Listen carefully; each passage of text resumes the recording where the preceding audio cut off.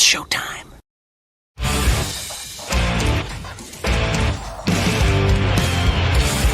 BS&B Media, in association with STWFTV,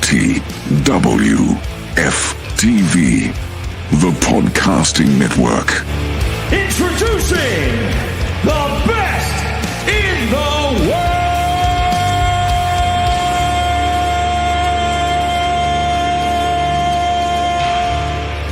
Ooh, yeah!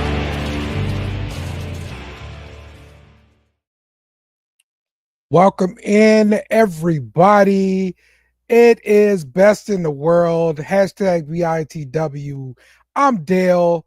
Today, as normal, we got my guy, Trell, the OTC from Sports View Wrestling. What's up, man? What's going on, man? What's going on, man? Mania season's here. Mania season is here. How we doing, fellas? Yes, sir. Yes, sir. It's coming up fast here, man. So, Jake in the building today again. What's up, Jake? Not a whole lot. Trying to get through the rest of the work day, but I told you, hey, WrestleMania season's here. That means I want to try to be on this show more. And you told me if I got anybody that wants to talk wrestling or if I want to talk wrestling, bring your ass. Here I am. There you go. There you go. All right. And Jake brought along a friend. Jeremy is joining us this week. What's going on, man? Not too much. Appreciate you guys having me. Yes, indeed, man. Good to have you in. Can't wait for some of your takes here. And let's go ahead and get started with the show here and get some of these takes out of here, man. So I think we had a pretty good week of wrestling. Had some extra wrestling with Dynasty happening on Sunday. About a 4 hour, 20-minute show, something like that, Drew? What you 4.5. 4.5? Okay, there we go. 4.5, a little around 4.5, too much. Yeah. 4.5, too much. That's it. So, yeah, it was one of those shows that beat the AEW pay-per-view. It's what happens. But, you know, I thought we had a few good things happen there on the show. Let's start off with the GOAT, Toni Storm, retaining her title. Of course, I'm happy to see that. Never want to see her lose a match ever again, and she's giving me everything I want. You enjoyed Toni Storm? Easy there. Oh yeah, as Otis would say, oh yeah, that was actually surprising. A decent match. I literally, for a split second, when she's kicked out of, I think it was Storm Zero, she kicked out of. I was like, oh, they about to give this to Megan Bang, and I was actually gonna be okay with it. Okay. Because the way they built her up, and she was hits, and Toni Storm was pulling everything, including the kitchen sink out of her rabbit's hat. I'm like, oh, they just might pull the trigger on this. So I was about to be okay with it. I wasn't going to shit on it, but she outsmarted the dominant rookie in a sense and got a roll-up pin. So I'm pretty sure they're going to run this back. If he's smart, they'll run this back. But I was pleased with this match, to be honest. Yeah. It's good. I think it's good for Megan Bang to not have like an undefeated streak, still going. I think that's good for her as a character. Jeremy, yeah. Look, was this really your first time checking out Timeless Toni Storm? I've seen her before. She's probably the best thing AEW has going. Mm-hmm. I mean, the character work, it's great. Oh, and then when she went back to Toni Storm, yeah, that was perfect the way they pulled that off. Yes, yeah. Who'd have thought? I'm just wondering if Tony Khan came up with that, because I don't see him coming up with that. No, I doubt it. Yeah, I can't wait to find out everything about the Timeless character, like who came up with it and everything like that. who gave ideas. I love to hear it because it's really well done. We all know. We all know Dale who did it. I bet Jericho had a hand in it. I wouldn't be surprised. Okay. Well, I actually. You would be surprised? Don't give Toni Storm enough credit. Yeah, because I think I would not be surprised if Toni Storm literally had all that in her head by herself, and everyone was like, "Yeah, that's cool. Actually, that's pretty cool. I like it." Something like that. I'm pretty sure she probably had like a little helping hand, but I still think I'm gonna give Toni Storm a little more creative credit when it comes to her character, as opposed to how everyone else's characters is, and if either Tony's behind it or not. So with her character, she's doing, and she's doing well. So it really has you thinking, like, okay, who's the brainchild behind it? Because if it was anybody else and that character was crap, we all point the finger at Tony Khan and it's like, yeah, you ain't doing good with these people. But with Toni Storm, it's like she's so good. It's like, yeah. Well, and two, you make a good point. And if she didn't come up with it, would it work as well? Because it would be somebody else's vision, right? Mm. So, and you compare that to what Jericho's doing now with the learning tree. In my opinion, that sucks. I don't like it at all. Yes. I'm glad it looks like it comes to an end. This past Wednesday, I'm happy about that. So let's hope that stays that way. Oh, it's over? It's over with that group? Maybe. I think so. I think so. He destroyed the set of his show. So get that off my teeth. Thank you. Thank you. I'm so happy. Adam Cole is the new. Because that got old real quick. Yeah. I'm with you. Adam Cole is the new TNT champion. Now, Jake, I know you wanted to talk about the match between Adam Cole and Garcia. So let me know your thoughts, bro. That match was so good. I'm already a big Adam Cole fan. I was watching his Ring of Honor stuff for the longest time. Came over to NXT, made a huge splash, looked great. But I was talking to Jeremy at work the other day about it. I haven't really been in tune with AEW since it's been around. I watched like the first 4 months of it and was like, this just ain't my thing. I don't know if I can do it. I didn't have anything to do on Sunday, so I threw this on TV.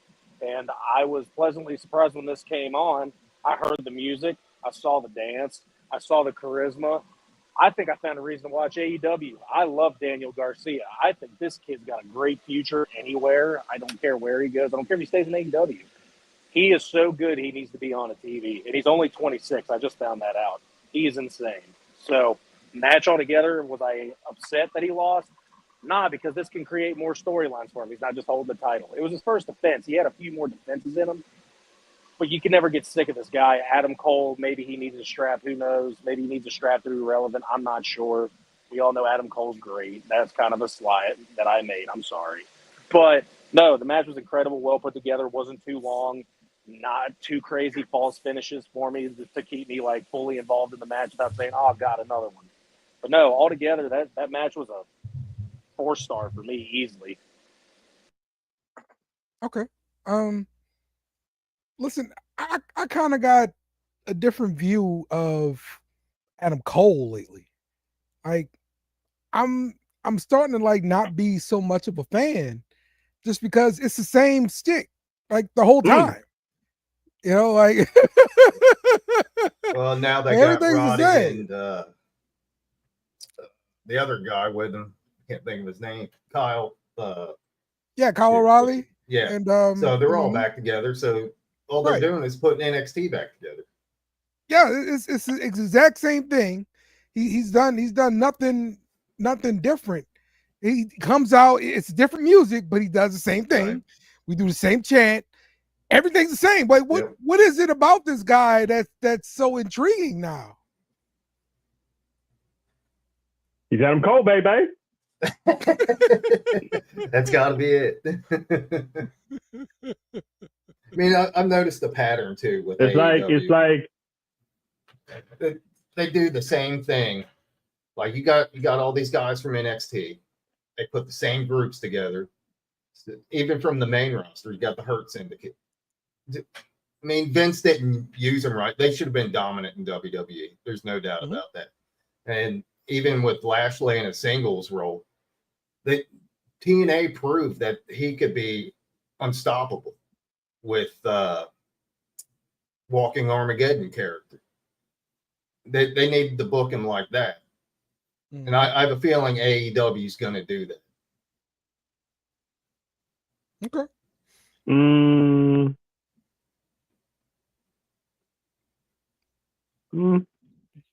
I couldn't pass Tony. I have no faith in Tony. So it's one of those I believe. See it.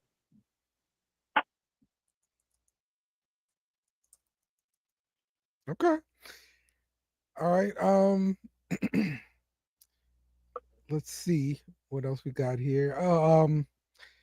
So further in the pay-per-view, the Young Bucks return. They screwed Swerve, and Moxley retains. So I thought it was weird for them to come out and like help Moxley, because like the whole stick with them going away was Moxley wanted to take over the company, and it's kind of like, I don't want to fight, so I'm out of here.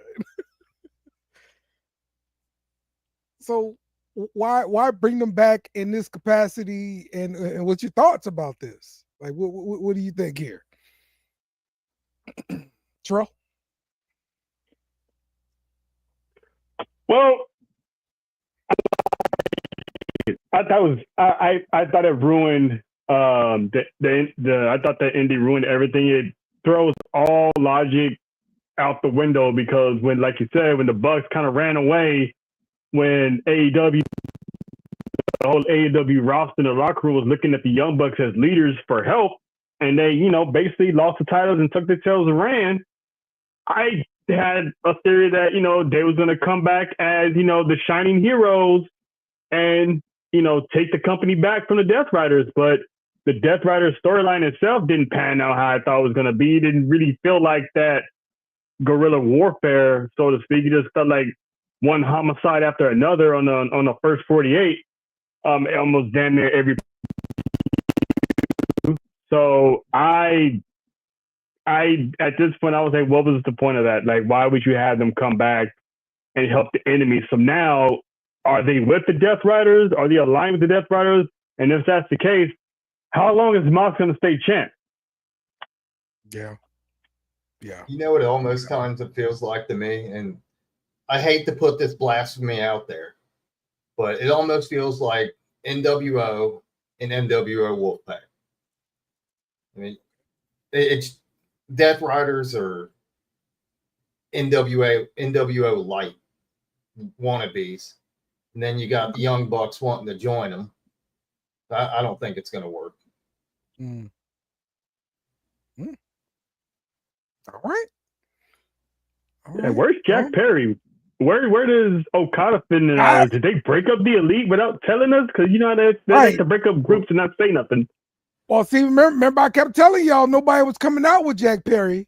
Like, Jack Perry had been rolling by himself for a long time. The Elite last night. Yeah. But they didn't mention anybody by name. Okay. You know what? Because of the pay-per-view and everything, I actually watched Dynamite for the first time in God knows how long. Okay. So what was said between everything is that the Bucks did this as a peace offering to Moxley and a favor to our good friend Hangman Page, because I guess Hangman was getting jumped, and then I forgot kind of how that match ended. Hangman was getting jumped because he went out there and didn't know who to attack, got jumped, and then the Bucks came out, but Hangman was already gone at that point because Joe and Hook came out. Then the Young Bucks showed up and had an arm of Swerve on each side, and then hit him with what's the move called, Terrell? I forgot what it's called. The move they use. V-trigger. The V-trigger. V-trigger, yeah. Yeah. Double V-trigger. Yeah, and then it was over. It's like, what do you mean you were out here helping out your good friend Hangman Page? You let him get jumped. What you mean? So I don't know. This could go anywhere between between the Bucks. I don't really understand where they're helping Hangman out here, but this could work as this is a peace offering to Mox, but you never know. Yeah. Well, I'm sure this story goes nowhere. So Right. Now, Mox doesn't need the title, but at the same time, could this be a case of Swerve being better in the chase?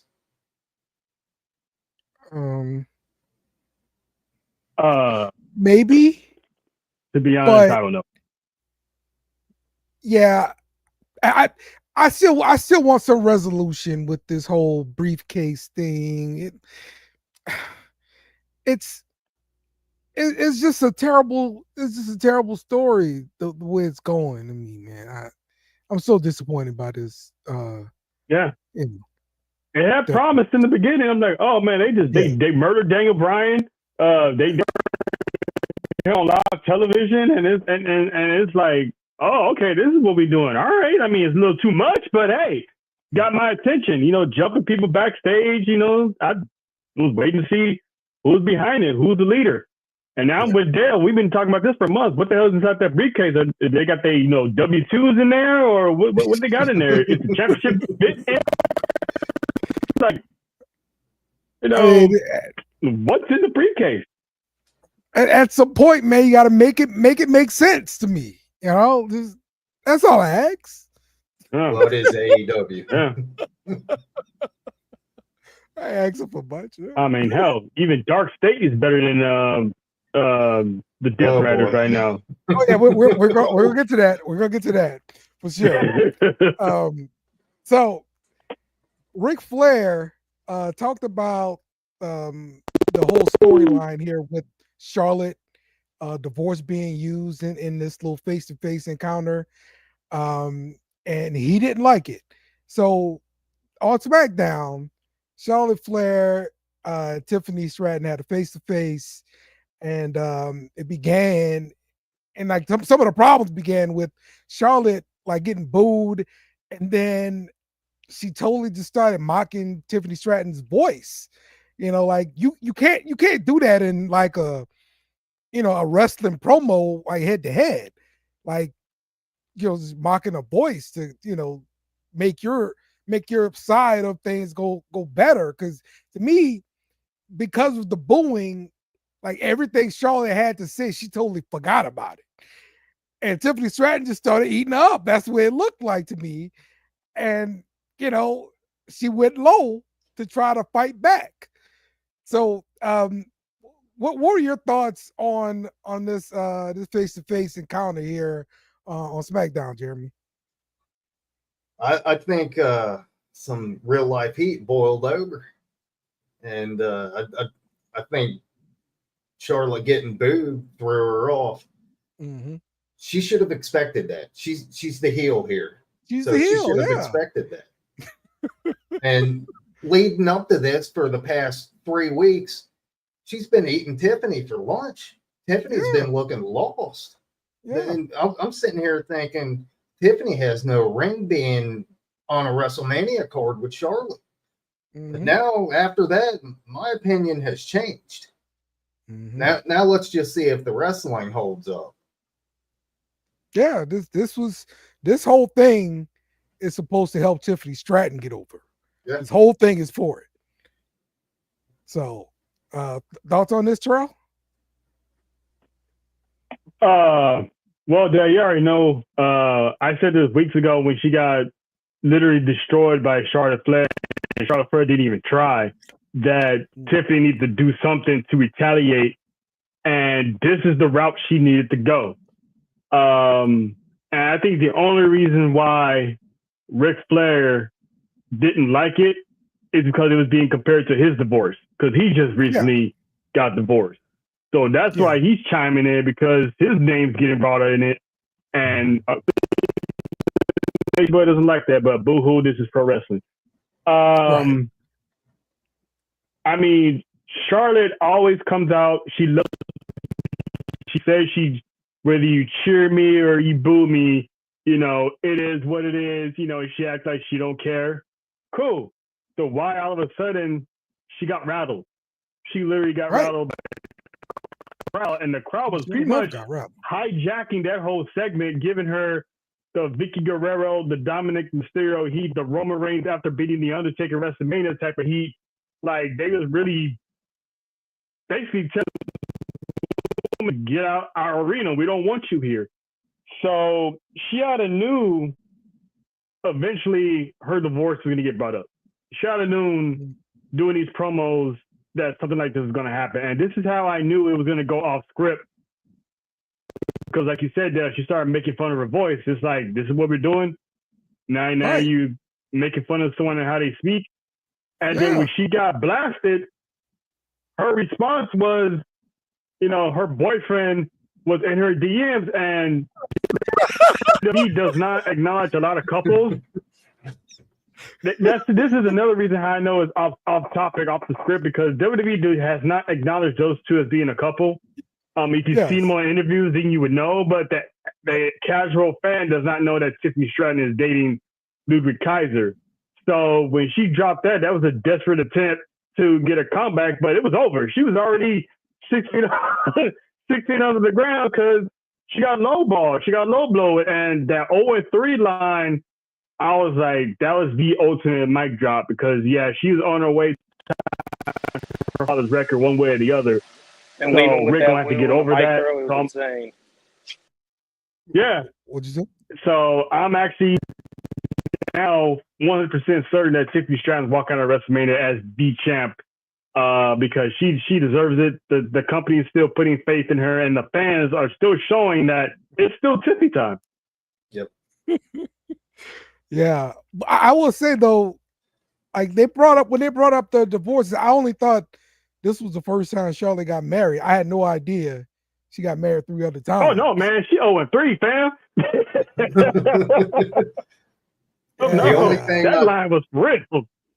The only thing I didn't like about that segment was Tiffany rolling out. She should have stood her ground because that made her look weak. Yeah. Yeah. Yeah. I mean, what was going to happen? She's going to get punched by Charlotte. Oh, I would love to see another Charlotte fight. That would have been cool, but Charlotte and Nia all over again.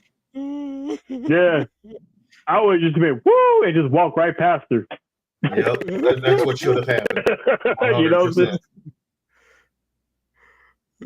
But because man, Charlotte, you would think 10, 15-year vet, she shouldn't have got rattled like that. She shouldn't have got rattled. Straight up, man. Straight up. Kevin Owens will miss WrestleMania due to a neck injury. Look like he's going to have surgery. I guess this kind of explains like it's kind of part-time schedule and just coming out for like those big moves and that's it. And I guess it's just too bad now, and he's got to get the surgery done. Thoughts on this, Terrell? Yeah, it sucks because that was one of the marquee matches I was looking forward to, mostly because I want to see Orton bring back the pump kick. But it's bad because people were still questioning if it was kayfabe or not, and I was like, they literally made that announcement, or the rumors literally started like probably 24 hours before SmackDown. So those neck injuries, there are no jokes. Sideline people for a while. They can sideline you for like 10 years. Like ask Adam Copeland, he retired for 9 to 10 years before he was able to come back. And Kevin Owens isn't in his prime. So if he has to retire, the chances of him coming back are slim to none because he's already, I don't want to say past his prime, but he's at that. So for the time. G now. So, you know,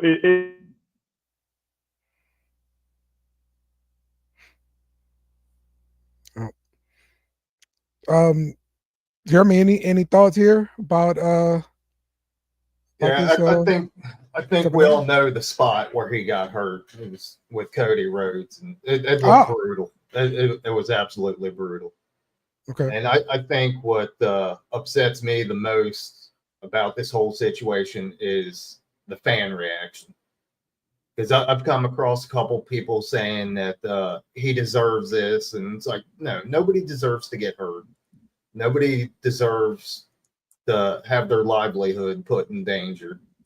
So I think the most disappointing thing is fan reaction. Mm-hmm. Yeah. Yeah, man. Jake, any thoughts here? Kevin Owens? Yeah, this is really sad, because that was a match we were all looking forward to. Mm-hmm. Kevin Owens is a consummate professional, done this his whole life. It's a sad thing to see, but hopefully he comes back and it's not actually 2 to 5 years he's out.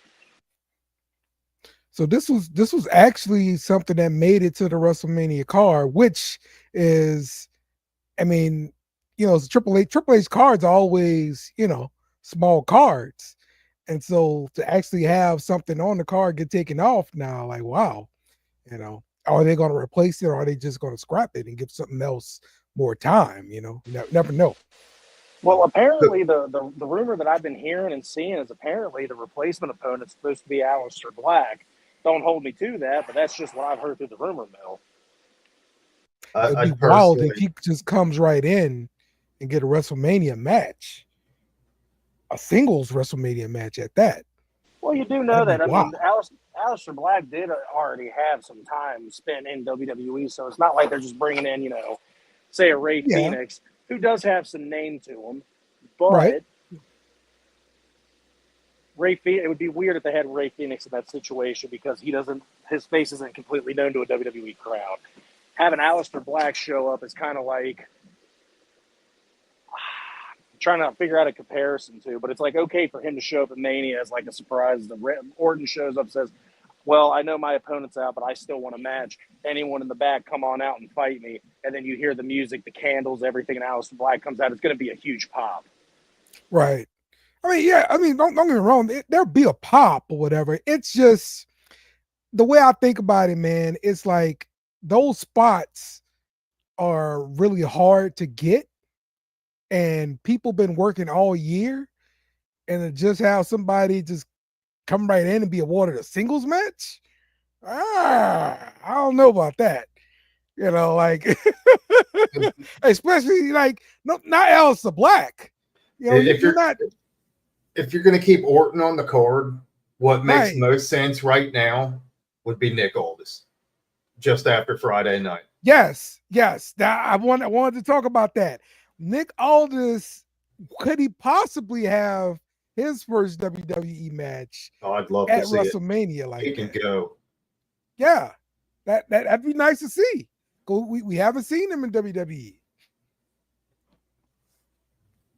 so that would be really nice. So if they do let him wrestle, do they let him, wrestle like normal, or is he gonna have to be like a wrestling? Week? Right, exactly.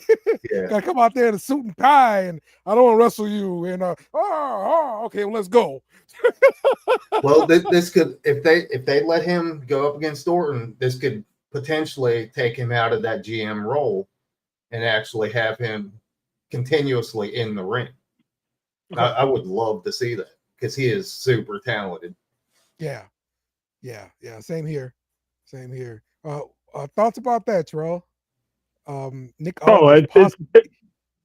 It's probably gonna be Nick Aldis. I still 1% think it's probably gonna be Aleister Black, but whoever it is, are they gonna beat Orton? Whoever they pick to face him at WrestleMania, if he does get a match, because is Nick Aldis gonna lose his first match as a competitor to Randy Orton?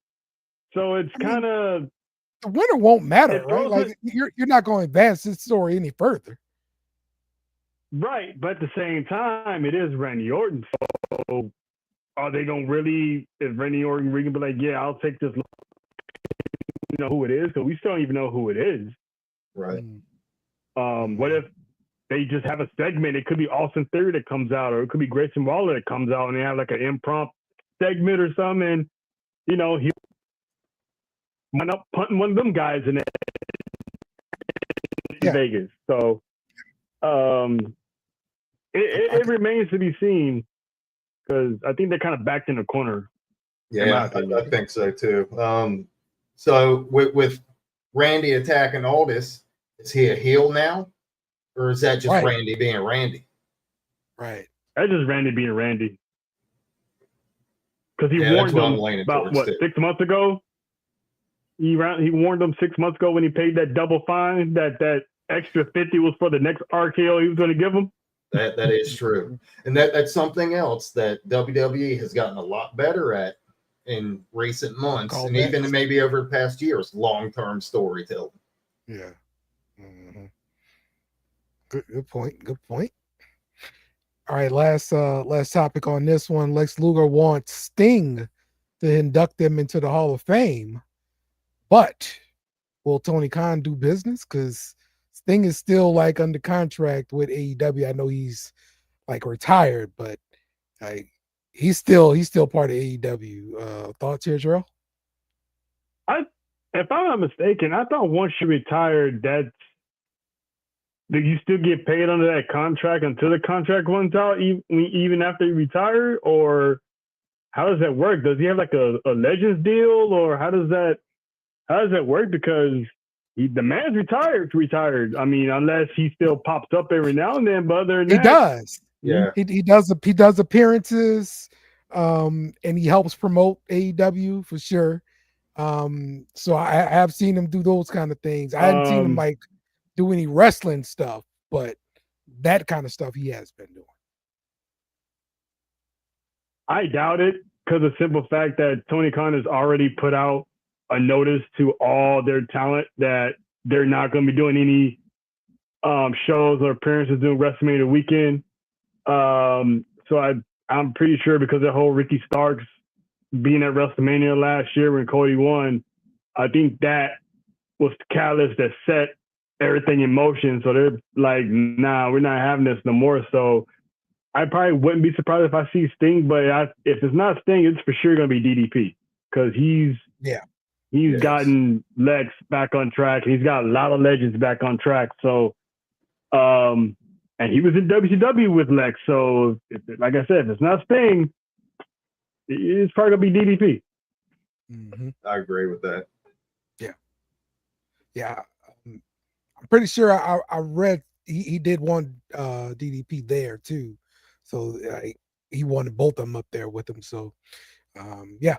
Yeah, I think after the Billy Gunn incident for the Hall of Fame, Tony Khan's petty, and Triple H hasn't given him an apology, so it's not going to happen. That's it. I totally agree. I agree with that 100%. All right, moving forward, Gunther signs a new deal with WWE. Don't have the details on it. I just know that he signed a new deal. So one of the stipulations was that he there's actually one detail in that contract, Dale. Okay, what is it? The guy has his own bus. Yep. I hear there are multiple wrestlers that are putting that in their contracts. There you go. And you know Cody started that. He did. If you're a top guy, you got to have your own bus. Well, and the cool thing about Cody having one is they actually created something out of it, because didn't they have like a little sideshow where he was doing interviews with other wrestlers? Yeah.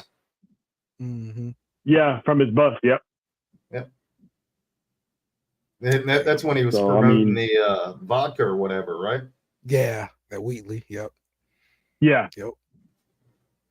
Hey, I'll be happy if we get more Mickey James on TV. Look, I love me some Mickey James. Yes. Although I did see a little season 2 of LFG goes. Yeah. I don't know if they're gonna bring it back for that, but I did see that little part on LFG where she kind of talks about one of the girls wearing like lingerie. Yeah, and quote sky unquote showing blue. the ass. Mm. Like, She was Yeah. saying, that she didn't want people to be doing that. I'm like, Mickey James, I looked at your booty so many times when you was wrestling. Yeah, like, but at this point, I mean, she's right. She's right. But in Sky Blue fired back at her there too. Yeah, she has a point to an extent because she was saying no one wants to, see that. But Jay Cargill sometimes come out there. It's some outfits that is like, hey, now, no one really cares. Sometimes Bianca Belair, when she wants to dress good, she comes out looking like a certain way. Liv Morgan. So yes, not we want to see it. She does have a point compared to what the Attitude Era. So she has a point, but there's ways they can get around it. I mean, look what happened with Jada Parker. We don't need to go there, but there's ways of that. So she was right, but at the same time, it sounded very, very bad how it came off, because there's a lot of women that still kind of dress like that, but it's not too much. So it all depends on the person's body, how they feel comfortable in it. So if they can rock it, it looks good and it's PG-ish. Well, and the bottom line is bra and panty matches aren't coming back. So right, and no. that's fine. But look, I say you can't criticize somebody for dressing like that when you did the exact same thing. You did it, and that's what she said. Well, now I'm like curious. She's like, go ahead, Joe. No, I'm saying that that's what she meant. Like she know what she's talking about because she lived through that. She was like, yeah, because my ass was everywhere. So she knows. Well, so that's why it wasn't too matter of saying it. Mickey James had a whole other career outside of WWE. That's why everyone's seen your cheeks, girl. Calm down now. That's why everyone's seen him. Good Lord. Now, I did hear Jeremy say earlier that Sky Blue fired back at her. What did she have to say about it? I got famous because of my ass. Okay, cool. Pretty much. Yeah, it's pretty much just that they can dress however they want, and it doesn't really matter. But she's one of the biggest. And Sky Blue can fight, so yeah. And that's what it boils down to. Can you wrestle? Yeah, exactly, man. All right, why is Jade always beating the crap out of Naomi, man? Naomi's a bad one, but Jade's still come in and just like thrash her. Like, what the hell are we doing here? This is not how you build the bad guy. I mean, she got her lick in last week, 2 weeks ago, Dale. Naomi got hers in. She was whooping me, Chan. She was whooping B5, and she got a little bit on Jade. You gotta go back and forth. She did it twice. Look, no one cares about a knee chin or a B flab. Everyone wants to see her get back at Jade.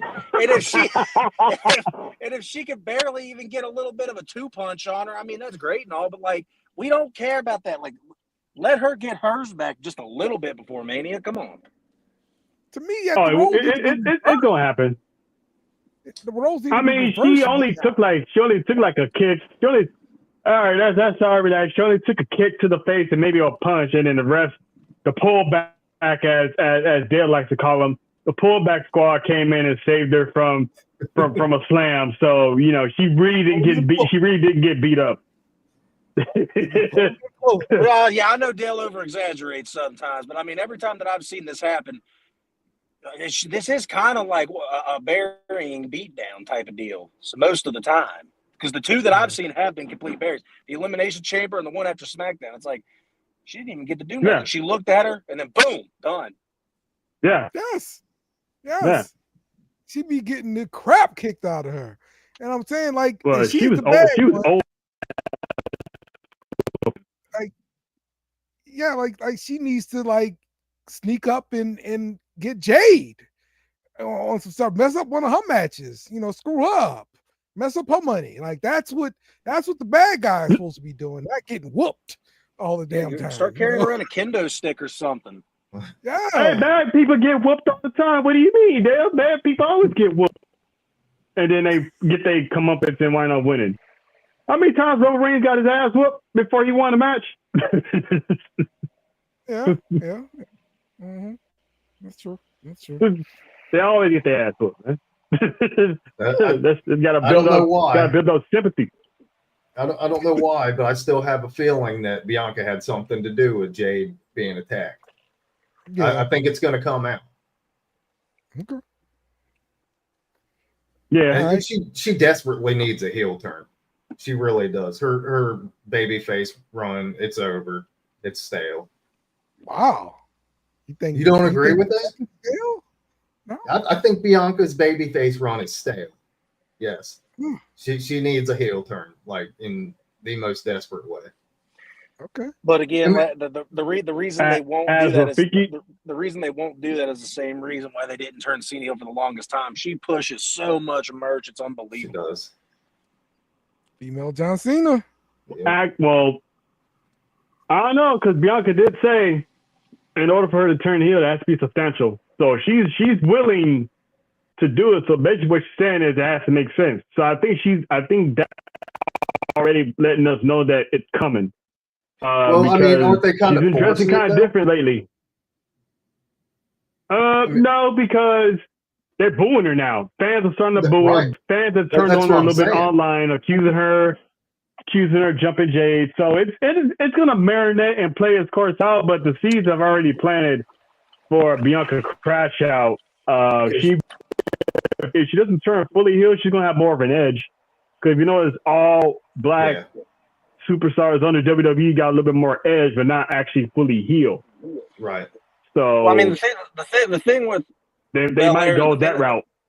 the thing that always got me with Belair is that I was never a fan of the whole hair thing.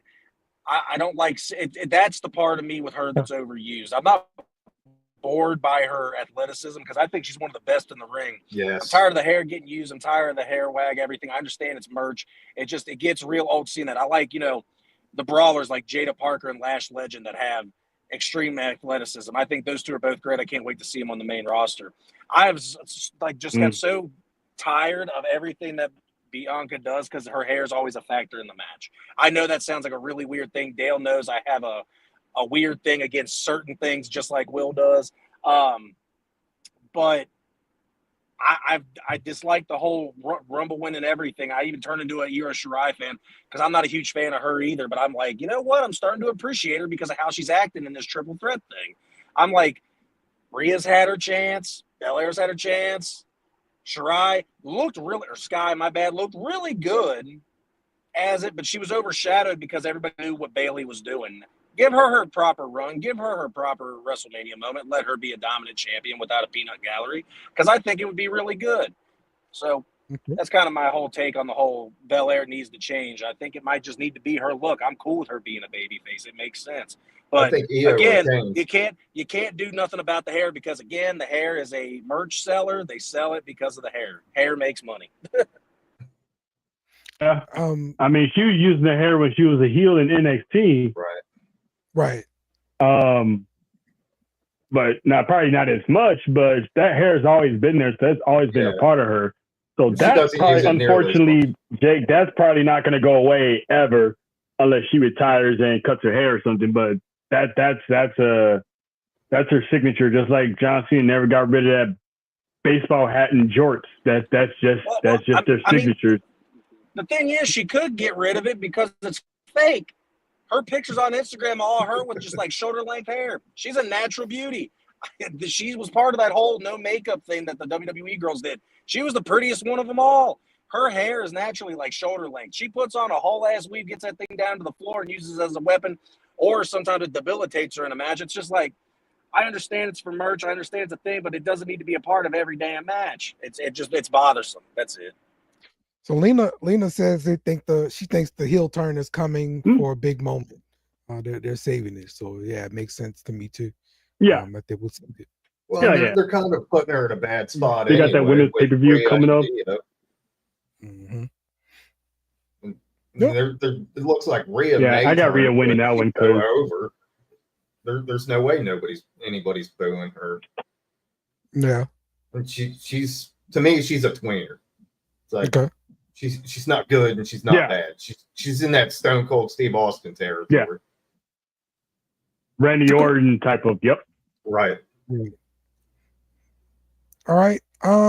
Now let's get to thoughts on the faction known as Dark State.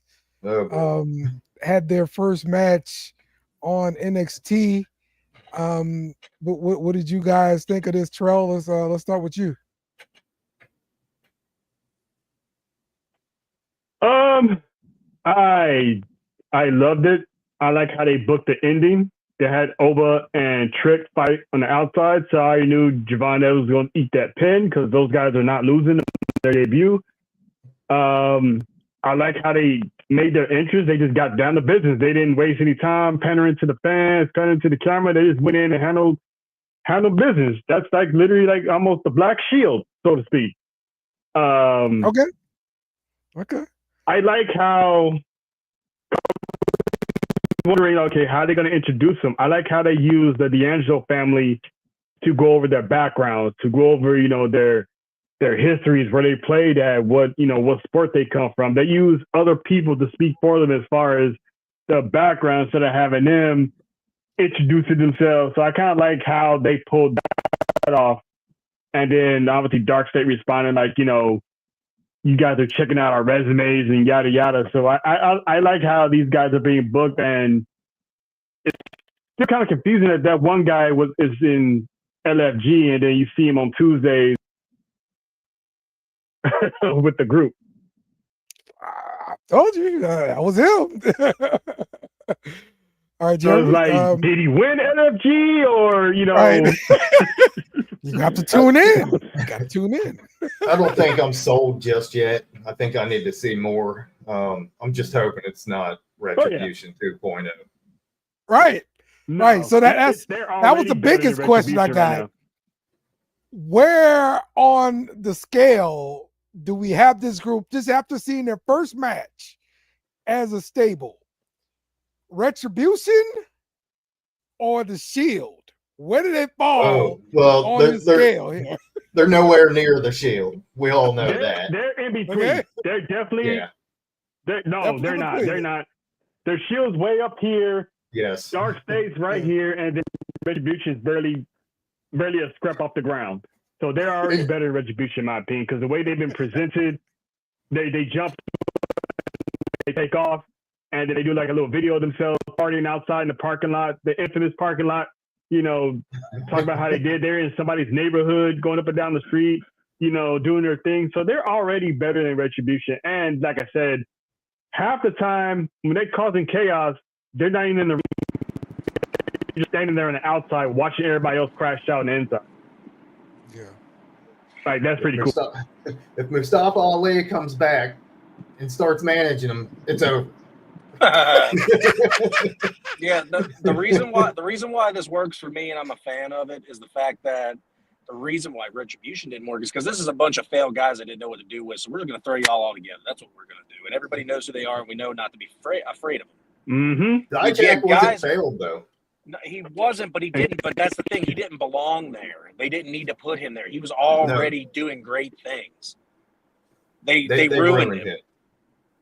But this is a group of guys. They just ruined them. Yeah, they ruined Michin too. Yeah, it's damn near almost what you think. They're more ruthless than the Shield was, I think, at this stage. The Shield came in and they dominated. That was it. These guys are out here laying wood on people, dominating them, and then beating them down, and it's just way better than Retribution was, because Retribution destroyed stuff, not people. Yeah, these guys are out for blood.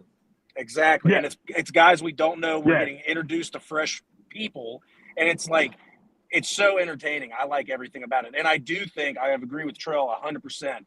Having your first feud and main thing be against the D'Angelo family, wow, what a home run. They couldn't have done it any better. Yeah, because to what Jake is saying, the Shield, they came out for justice, because the main guys at the top they're not letting it through, so they're fighting for the middle talent. They was the hounds of justice. Dark State, it's like we're not sitting and waiting in LFG. We're not sitting and waiting at Evolve. We're not sitting and waiting at the PC. We're taking your shit now.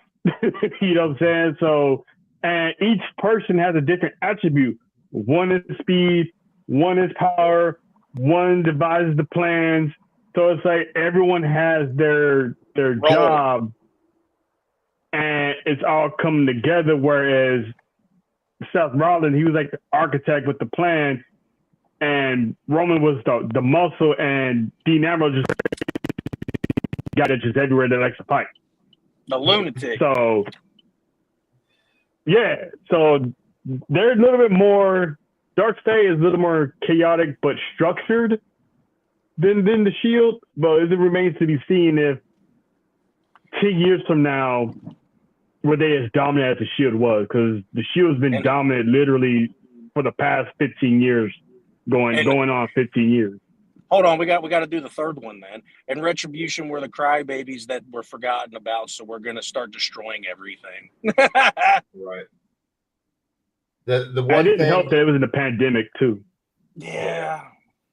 If they end up going main roster with this faction, the best thing that they'll have going for them is that Vince is not booking it. Because that's what killed Retribution. Bingo. Vince. Yeah. Bingo. This guy gets it. Yeah, Shawn Michaels at the helm. So, yeah. Yep. All right. Let's talk about it.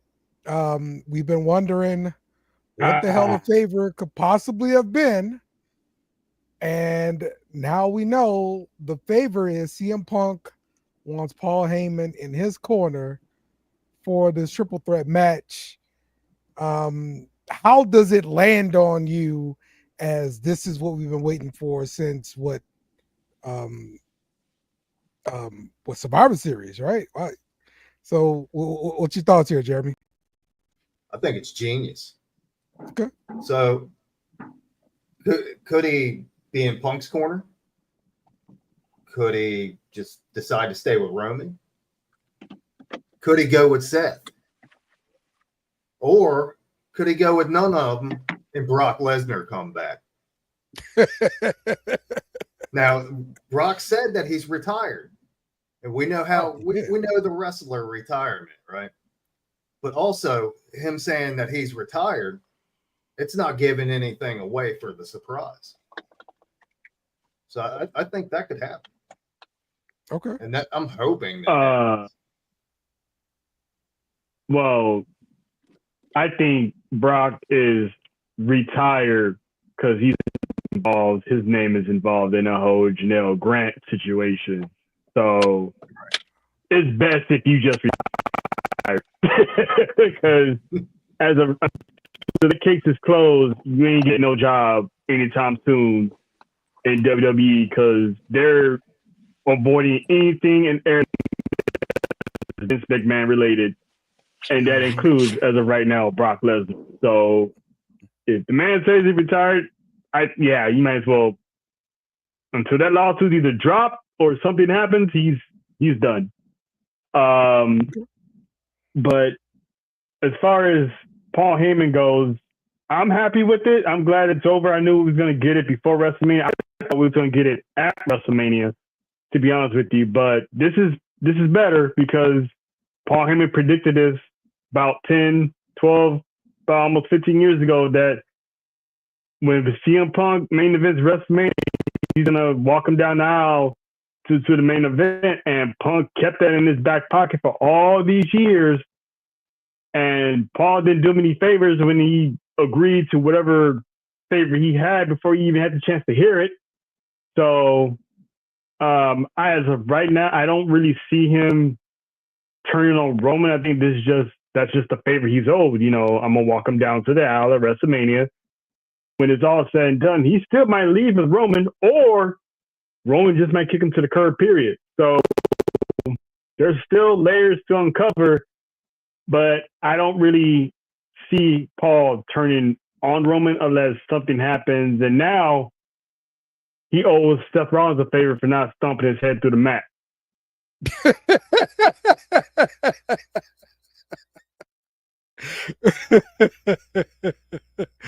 Yeah, that was a good little touch. So you think they actually gonna play that in too, like for real? Because I thought it was just gonna be something just thrown away. Yeah, I think so too. I've heard. I could see Heyman leaving with Punk because I've heard that Roman's going to actually go away for a while and come back with a character change. I don't know why he would want to do that. Right. Because Tribal Chief's the hottest thing going right now. Right. For what? Right. They'd be throwing money. I mean, if you think about it,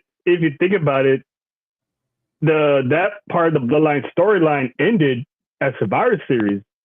So now it's anything Bloodline related is Solo and Jacob right now. So the whole Tribal Chief thing, yeah, it's still gonna be there, but he doesn't really have a tribe. So it's like, how is he still Tribal Chief? So they can put that in the back burner to the top of him and Rock. Solo and Jacob, that's about done too, because Jacob's about to turn on Solo. And they need to book him to be as dominant as they can. That guy's an absolute animal. So that Bloodline thing reached. Yeah, because that Bloodline thing reached its peak already. It's been 5 years. Roman lost them all. They're like the Avengers. They were assembled 5 years ago, and now they're gone. You know, their own thing. They came back from one big battle. That battle's done. So I'm pretty sure whatever it is that Roman Reigns comes back to, it's going to be awesome because there's nothing that man hasn't done that hasn't sold T-shirts and merch. So it remains to be seen what his next character is going to be. Yeah. And he's at his all-time best now that he's figured it out. Right. Mm-hmm. And he's given the green light to do what he wants. Yep. Yeah. And I've noticed that with a lot of wrestlers. Triple H has given them a lot more leeway. And I think that's the way it should be, especially if you're established and you have that trust. Absolutely. So I don't think it sounds as scripted as it used to. And that's the way it needs to be to make it more believable. That's right. All right. Coming to wrap things up, Ray Phoenix debuted in WWE. He beat Nathan Frazier. This was on SmackDown. Jeremy, you familiar with Ray Phoenix? I am. That was an absolute banger of a match. I think the sky's the limit for him. Yeah. And later on down the road, they'll probably end up putting him with his brother. But I think they need to keep both of them separated for a while. Both of them are money makers. That's going to happen. Both of them money makers. Yep, you're right. So, Jake, any thoughts here? Ray Phoenix on SmackDown? Been waiting for him for a while. Excited that he's finally here. I do think that he and his brother will eventually team up sooner rather than later, but he had a great entrance. I think there was only one small little botch that he didn't do. It was Nathan Frazier, and he saved him. But other than that, the whole match was great. Yeah, I agree with Jeremy 100% on that. All right. Trell, any thoughts about the debut? Oh, yeah, I loved it. I like how their presentation is something similar to Penta, but it's still his own presentation as well. So, because Penta's has Cero Miedo, Ray Phoenix had Vamos, and if you remember their days in AEW, it was Vamos, Cero Miedo. So you can only imagine the presentation they're going to have when these two get together. That's going to be spectacular. I'm looking forward to that. But having separate brands is good because Ray Phoenix can establish himself as a single star because he's capable of going alone as a single star. He's won, I think, the international championship in AEW, so he's already a former singles champion in his own right. So I'm happy for the younger Lucha brother handling this thing on SmackDown. Penta's handling this thing on Raw, and whenever that time comes, probably by summer, we probably gonna get the Lucha brother at SummerSlam. And that's gonna be a can't miss, can't wait thing to see. Yep. All right. Let's talk about the Fatal 4-Way that is coming here with the women's NXT title. Jada Parker, Julia, and the Juggernaut. Tiffany here. And also versus Stephanie Valkyrie, the reigning champ here. So I was surprised to see Julia come out, and then she comes out. Not only does she attack the other ladies in the ring, but she goes after her friend Stephanie, and everybody was shocked by that. But she's like, "Hey, this stand deliver season. Everybody is for their own, and I want that title." So Stephanie went back to the back, talked to the boss. I want everybody. And so it looks like this is what we're going to get here for the Women's NXT Championship. Trell, what's your thoughts here? I was actually a little surprised to see Gia back because when she dropped the title, there was rumors going around that, she was injured. So that's why they dropped it on NXT television instead of Stand and Deliver. So to see her back already, either she wasn't injured at all or she was, but she was able to get back in time. So I'm happy to see her. So now they're going to add another multi-person match to WrestleMania weekend. But I'm excited for this. I'm excited for Jada Parker to be in a championship match.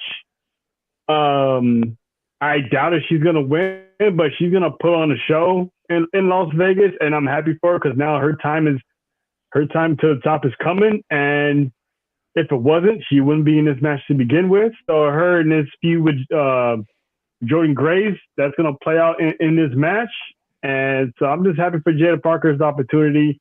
I still got Stephanie somehow winning this match. And that's probably going to set up a rematch between her and Julia down the road. We still got to get that match on American soil. Yeah, I agree with this.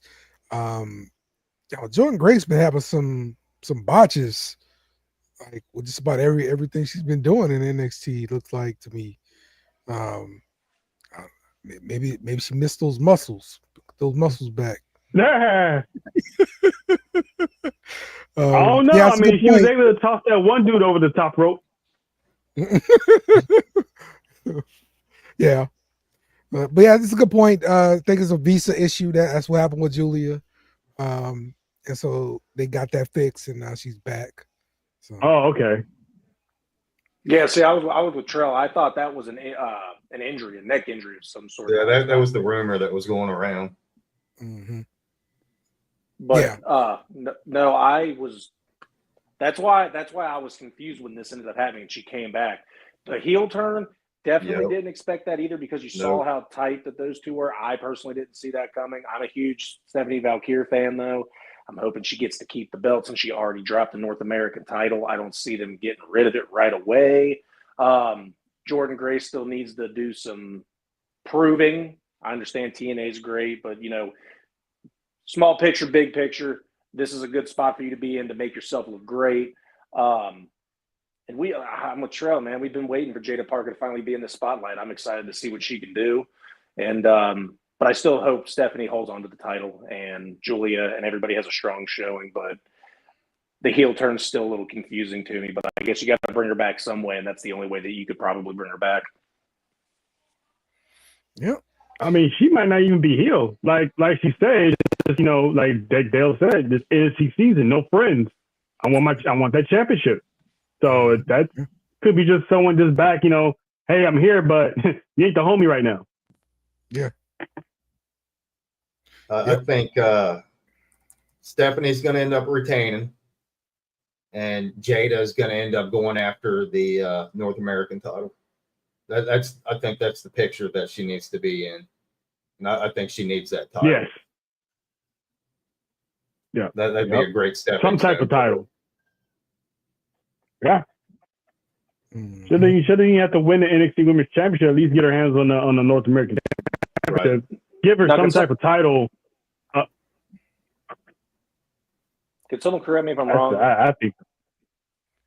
Okay, what's up?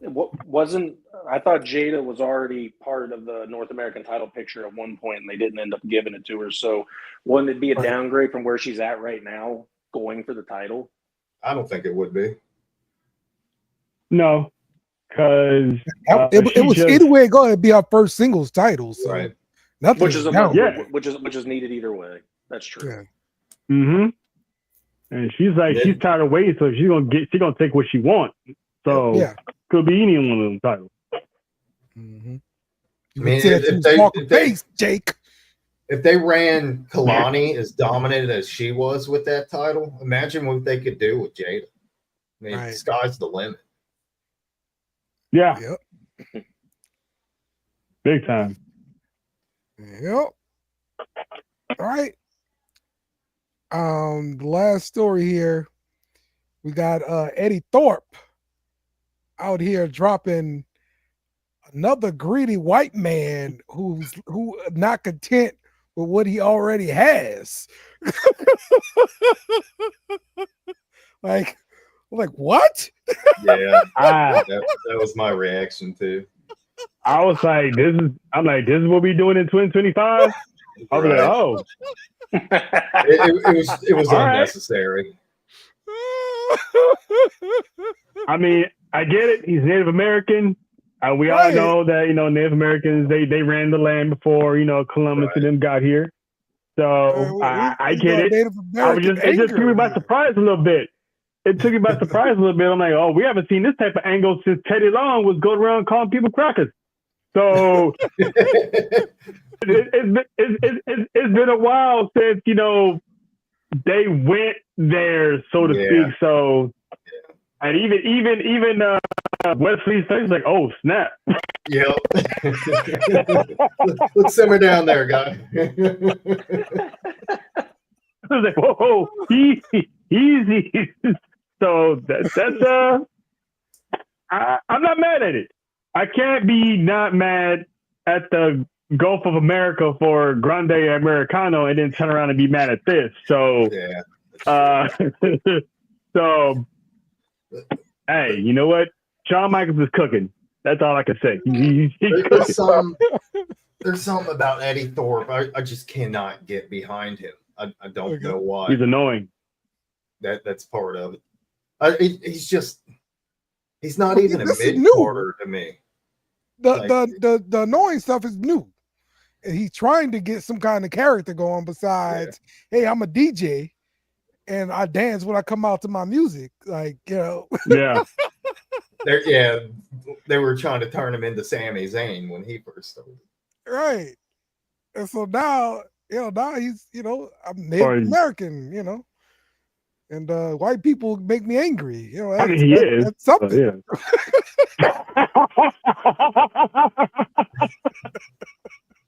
Crazy. This is my land. There was a lot of confused white people in that crowd that said, "What did I do?"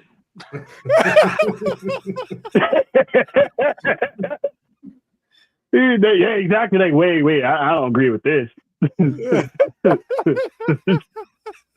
It's always a touchy subject when you go there. So it'll be interesting to see how it plays out. Yeah.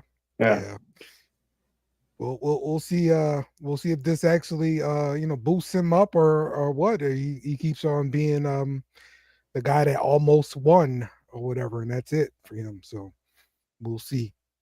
All right, let's go around the room here, man, and give me something that I did not touch on that you wanted to bring up. Let's start with you, Trell.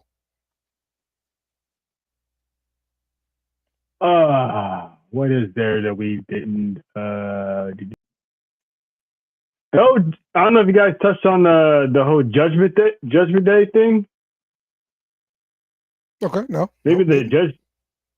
The whole Intercontinental Championship. That's you guys see Dominic now Vegas with the title because I got him winning. Ooh. I think I could see that just to go between him and Finn. Mhm. Finn's gonna turn, but he's still gonna be a heel. But he's gonna turn on Judgment Day. Okay. All right. Yeah, I got Dominic Payne and Finn Balor.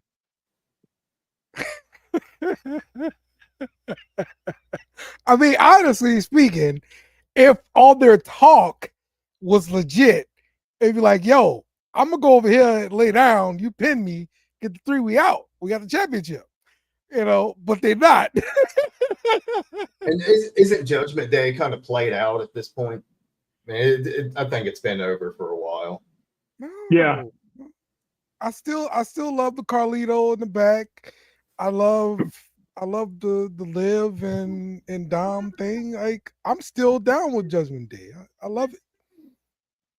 Liv and Dom can do that outside of Judgment Day, to be honest with you. Right. I agree. Okay. Raquel needs to give Carlito a chance because the brother's trying here. Like, throw the man a bone, man. He's not here. He's trying, man. He's like, when you like that one girl, you do anything just to get next to her, rest your shoulder on her, she's playing hard to get. She needs to, he's cool. Come on, man. Exactly. Look, you got to give him a chance. Carlito's cool. He's not just cool. He's Caribbean cool. Sorry, that was a bad joke. Yo, Lena brings up something great here. That spear Braun Breaker had running down the ramp there, he just totally dove its dude. He finished that with that man ran a 440. He could have landed it. He ran a 440 with the drone shot, running a 440. That was awesome. Prayers for Carlito, man. He tore this man in half. It's a damn shame. Yeah. Best spear I've seen on Raw in a long time. Yes, indeed. That was the coldest spear right there. All right, Jake. Yeah, I got something for you. All right. WWE announced that they have 3 Hall of Famers going into the Legacy Wing. They are going to be inducting Ivan Koloff, Dory Funk Sr., and the Ugandan giant Kamala into the Legacy Wing. So, shout out to those guys. He was rumored of getting in. So, good for him. And he's still alive, right? Yes. I do not know that. Okay. No, wait. Is it? Yeah, I think so. Yeah, I don't remember. I think so. Because I know he had health issues. Can't keep track.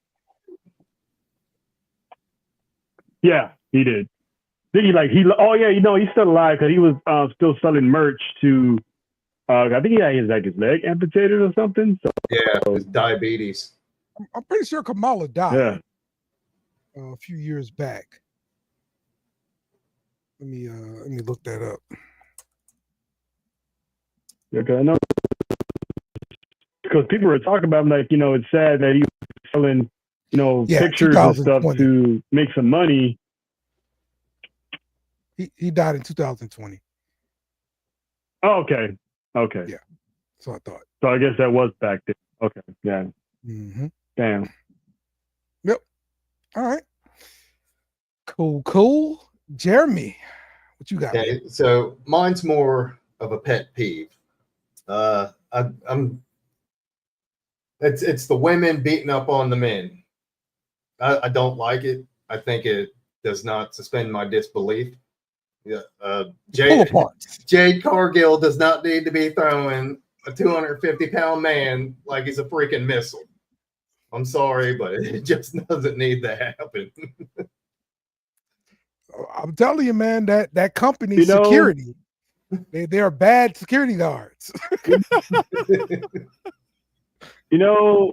I'm with Jeremy. I think they start having pull apart women. Have a bunch of females in the locker room. Just just run out. And I ain't scared, guys. Hell, you can have the female roster come out there and try to pull them apart. And, just let the women, whoop their ass a little bit. See, instead of, I get what you're saying. It's like Jordan Grace, that poor brother over the top rope, Jay Cargill just whooping people like left and right. It's cool at some time, but now it's like, all right, we gotta start getting these women out here. We gotta start getting one of those female refs taking an elbow to the forehead of somebody by these women. I mean, why the women refs are out there trying to pull apart the guys? Right. You know what they need to do? They need to hire Matt Cardona because he has no problem laying hands on women. You see all his men versus women match in the intergender championship matches. Get him in there. He'll do it. Well, neither does Jon get Mox in there. Get Mox in there. He'll drop a female just like that. Too. He called a Poor lot. Willow. Hey, you know what? Poor Willow. I mean, hey, cute though, like an adorable yeah, way. she is. And you did that to her, like bastard. Yeah. Yeah, it's like you were. Yeah, she got that face. She just got that. She got that face. She kind of reminds you like one of those PBS shows, for those kids shows on PBS. Those character is always happy, but once the camera goes off, Bro, are you trying to compare her to a Teletubby? She's like, look, yeah. No, that was you comparing her to a Teletubby. That was you. I said PBS show. No Willow on this show. That's great. That's a good one. Okay. Yeah. The Jey Uso. Yeah. Yeah. Well, this matchup has definitely become more personal. I think we gave it the special sauce that it needed to be that really good main event WrestleMania match. So much so that Gunther got a new contract. There you go. Yeah, that definitely got me invested in that match. Yeah. Yeah. And Jay's promo Monday. Oh man, it felt real. Yeah. I thought it was great. Yeah. You could feel like he was real. The right hand man is back. I thought the best part of it was the beginning. Got that main event title back for sure. Main event moniker, that is him. Yeah. I thought the best part was at the beginning when he slapped the microphone out of Gunther's hand. He's like, "You're not going to talk. This is me." Yeah. Yep. I was like, "Oh snap! You gonna get?" And when he said, "I'm gonna get you," it's been a long time since he said, "I'm gonna get you." So I'm gonna get you. That's right. I was like, "Yep, we got the main event. The right hand man is back." That's yeah, right. he made that feel real by talking about family, because every one of us can relate. Mm-hmm. Yep, absolutely. Yep. And shout out to that fan. Shout out to that fan in the crowd that had that sign right next to Jay that said mid-event Jey Uso.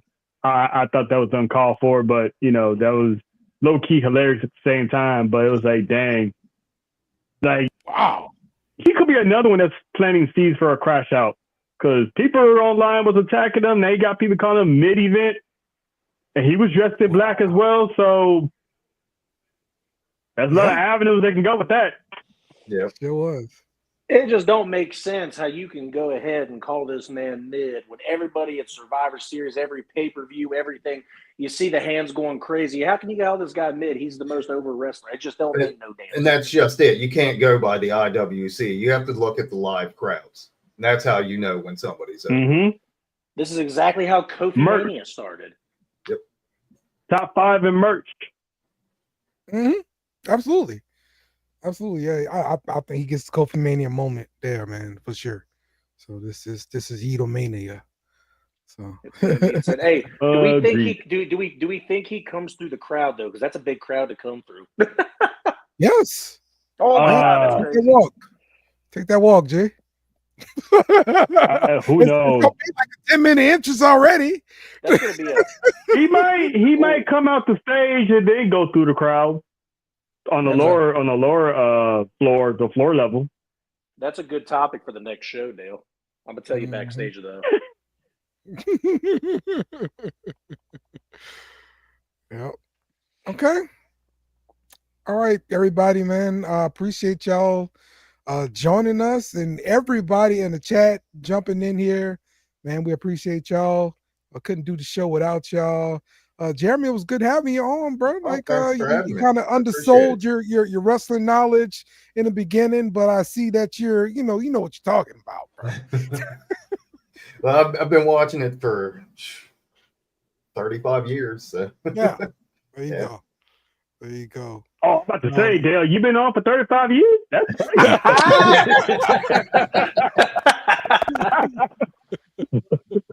I don't know how that's possible, but hey, you know what? All right. And Trell, you're going to be heading to WrestleMania this weekend coming up? Or not coming up, the next weekend. So yeah. We'll be on vacation next week. There's no Sports View wrestling at all. There's no Best in the World featuring me. I will be in Nevada at this time next week. So it's me and John. It's a good time, man. Hopefully we can run into some people, run into some other content creators that I looked up to, and maybe catch a stars here and there, because I actually got that Friday. So I'm looking forward to that. That'd be sweet. Meet up with some people, man. Get some videos together or something like that. That'd be sweet. Oh yeah, we vlogging. We definitely vlogging. Trell, if you somehow run in to BDE Brandon, you need to get a picture with that guy. He's one of my favorite content creators on YouTube. I love watching all his video game stuff, the shorts that he does. Great dude. I love that guy. I've been watching his YouTube for like 2 years. All right. Well, just DM me the name, because I'm pretty sure I'm going to forget. Just send it in my DM or something, and I'll be on the lookout for that name. Because I got you. It's probably going to be a lot of people out there. So. Oh yeah, for sure. Ain't nothing but people out there. So, yeah, man, you have a good time, man, and enjoy it for me too. So, and most of all, be safe. Oh yeah. Right. Yep. Oh yes. I don't have a gambling problem, so I'm good in that department. But other than that, yeah, it's gonna be a group of us, so it's gonna be fun. It's gonna be fun. Probably gonna have stories to tell. Awesome. Can't wait to see the pictures. Can't wait to hear the stories. Yeah, we're looking forward to it, man. Looking forward to it. So, all right, you guys join us again next week. We'll be talking more wrestling. So we'll see y'all then. We out of here. Must be you too. Goodbye. Mwah. Good night. Bang! Yes! Thanks for watching our show. Remember to subscribe for more shows on the network. Smash the like button, share, and comment.